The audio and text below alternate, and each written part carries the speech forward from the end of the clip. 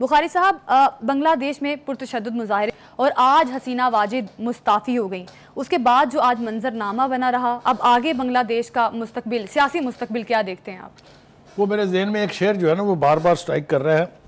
पहुंची वहीं पे खाक जहां का खमीर था। आपको याद होगा जब 1971 में पाकिस्तान दो लख्त हुआ था तो उस वक्त भारत ने शेख मुजीबुर रहमान की मदद की थी और इसी तरह के हालात क्रिएट करके वहाँ पर पाकिस्तान के दो टुकड़े कर दिए गए थे। मुक्ति बाहिनी जो उनकी सो कॉल्ड फौज जिसको आप कर सकते हैं, उसके बारे में मोदी साहब ने ये दावा किया कि इनको तो भारत ने ट्रेन किया था और इसी सिलसिले में इसी हसीना वाजिद ने मोदी साहब को अपने यहाँ बुला के आला तरीन जो सिविलियन अवार्ड है उससे नवाजा था for his contribution to the war against Pakistan. बात यह है कि इस वक्त वो मुल्क से फरार हो चुकी हैं और वो हेलीकॉप्टर पर बैठकर हिंदुस्तान के जो बंगाल रियासत है उसके किसी एयरपोर्ट पर मौजूद है। हिंदुस्तान ने उन्हें सियासी पनाह देने से तो इनकार कर दिया है क्योंकि उनको पता है कि इसका फॉल आउट इम्पैक्ट होगा, क्योंकि बांग्लादेश में अभी हिंदुस्तान के इंटरेस्ट तो ख़त्म नहीं हुए हैं ना जी, और फिर बॉर्डर डिस्प्यूट भी है उसके साथ।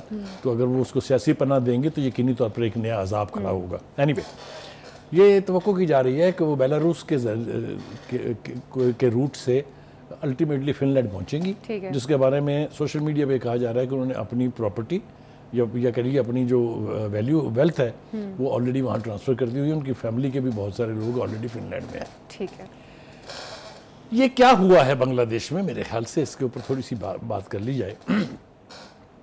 असल में ये लड़ाई है बिटवीन अवामी लीग यानी गवर्नमेंट और जो बांग्लादेश नेशनल पार्टी और राइट विंग पार्टीज जो है उनके बीच कोटा सिस्टम की।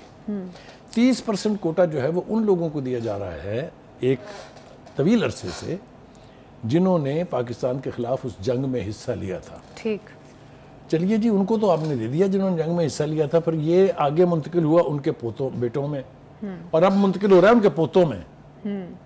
इसके ऊपर वहाँ के जो नौजवान तलबा हैं उनको बहुत जेन्युइनली एतराज़ है। थोड़ा सा हम ब्रेकअप भी दे दें मेरे ख्याल से साथ साथ अपने नाज़रीन को। 17 करोड़ लोग जो हैं बांग्लादेश में वो जॉब करने के काबिल, यानी 17 करोड़ की आबादी है बांग्लादेश की। 11 करोड़ लोग ऐसे हैं जो काम करने के अहल हैं, उसमें से 3 करोड़ लोग ऐसे हैं जिनके पास जॉब है, बाकी सारे बेरोजगार हैं। अब आप मुझे ये बताइए कि 50 लाख जॉब कहते हैं कि हुकूमत के पास है इस कोटा सिस्टम के तहत जिन्हें पुर किया जाना था, किस किस को आप दे लेंगे? बाकी जो बेरोजगार यूथ है उसका क्या बनेगा? लिहाजा जो यंग लोग थे यूनिवर्सिटियों के, कॉलेजों के, वो उन्होंने फिर ये बीड़ा उठाया और हुकूमत के खिलाफ इस तहरीक का आगाज़ हुआ जो अल्टीमेटली हसीना वाजिद साहबा को ले दे के बैठ गया है। साहबा तो नहीं कहना चाहिए उनको, लेकिन क्या करें, मुंह से निकल जाता है। उन्होंने अपने बाप की लेगेसी को एक कल्ट में कन्वर्ट किया। It was a cult.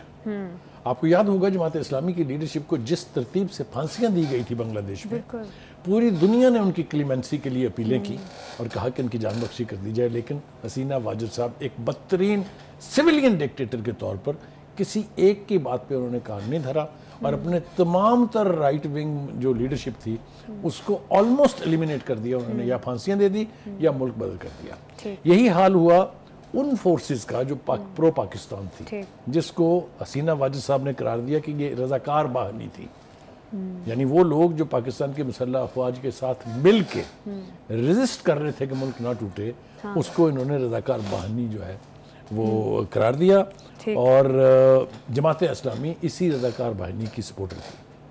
ठीक है जी, ये हो गया।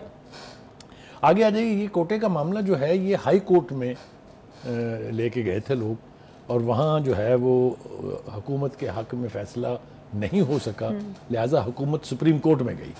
सुप्रीम कोर्ट ने वो हाई कोर्ट का फ़ैसला उलट पुलट कर दिया, जिसके बाद ये इस सूरत हाल में यानी यूँ कहिए कि जिसने इस पर पेट्रोल फेंका है वो सुप्रीम कोर्ट का वो फैसला है। ठीक हो गया जी। दूसरी बात ये है कि ये जो 30% लोग हैं ये जस्टिफाइड हैं इसलिए कि वो जो वहाँ बांग्लादेश की जो हुकूमत मुखालिफ पार्टियाँ वो कहती हैं कि जो कोटा सिस्टम है इसका आइन में कहीं जिक्र नहीं है। There is no mention of any quota system.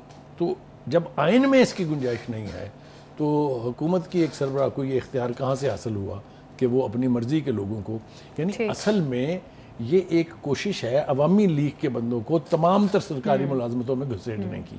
समझ रही हैं आपके नहीं, ताकि जो उनको प्रिविलेज हासिल है कि वो कहती हैं कि मेरे पास बड़ा वोट बैंक है, उसमें से अगर 30% माइनस हो जाएंगे तो आप खुद सोचें ना क्या बनेगा। तो इसलिए वो चूंकि रिस्क लेना नहीं चाहती थी, इसलिए उन्होंने कोशिश की कि ये कोटा सिस्टम ईजाद करके इन लोगों को यानी वहाँ पर अकोमोडेट किया जाए।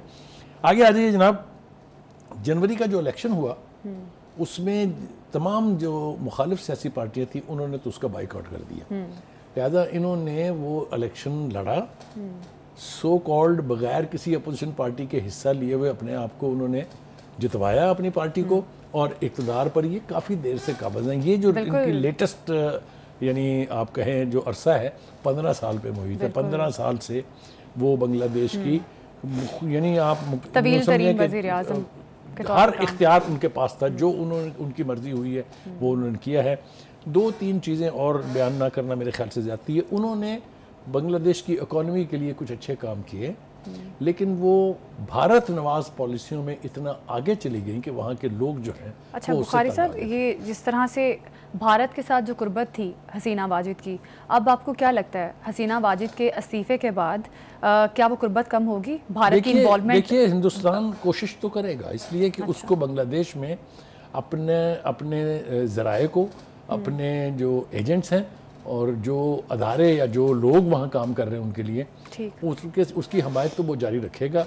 लेकिन चूँकि हसीना वाजिद को सियासी पनाह देना ये एक बहुत बड़ा इक़दाम होता है, इसलिए इससे तो इज्तनाब किया है भारत ने, लेकिन भारत अपनी तमाम तर दरअंदाजियाँ जो हैं वो वहाँ पर जारी रखेगा। इम्पॉर्टेंट है वो करनी चाहिए। वो ये कि इस वक्त फ़ौज जो है, क्योंकि इस वक्त फ़ैसले फ़ौज कर रही है, जनरल साहब ने ये फरमाया है कि हम सदर साहब से कंसल्टेंसी के साथ एक इंटरम गवर्नमेंट बनाएंगे, क्योंकि मुझे नहीं लगता कि इस वक्त जनरल साहब मार्शल लॉ लगाने के मूड में है, क्योंकि जिस तरह के अवाम चार्ज हुई है वो मेरा नहीं ख्याल कि कोई भी मार्शल लॉ को बर्दाश्त करेगा। ये बात तो बिल्कुल। अच्छा बुखारी साहब, जिस तरह से भारत रीजनल पावर बना हुआ है, भारत की बांग्लादेश में भी इन्वॉल्वमेंट, फिर इनके अफगानिस्तान में भी इनके ताल्लुकात हैं तालिबान के साथ, श्रीलंका तो वैसे इंडियन है, तो बुखारी साहब क्या पाकिस्तान के अंदर की सकत है कि वो एक प्रॉपर लॉबिंग करे और भारत से छुटकारा हासिल किया जा सके? देखिए गुजारिश ये है कि भारत की सार्क के हवाले से देख लेते हैं ना, 7 मुल्क हैं सार्क में जो भारत के इर्द गिर्द बसते हैं, पाकिस्तान भी है, किसी एक से नहीं बनती भारत की।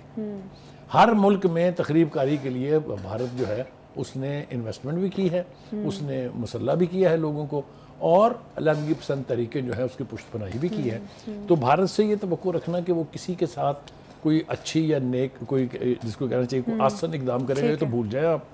पाकिस्तान ने कोशिश की कि माइनस भारत जिसकी किसी प्रोसेस से नहीं बनती है, सार्क को रिवाइव किया जाए, रिक्लेम किया जाए, रिएक्टिवेट किया जाए, लेकिन वो कोशिशें जो हैं वो अभी तक बराबर नहीं हो सकी हैं। लेकिन ये बात तय है कि इस खित्ते में और ख़ास तौर से बांग्लादेश में भारत के इंटरेस्ट मौजूद रहेंगे और भारत उन इंटरेस्ट को लुक आफ्टर करने के लिए कुछ भी करेगा।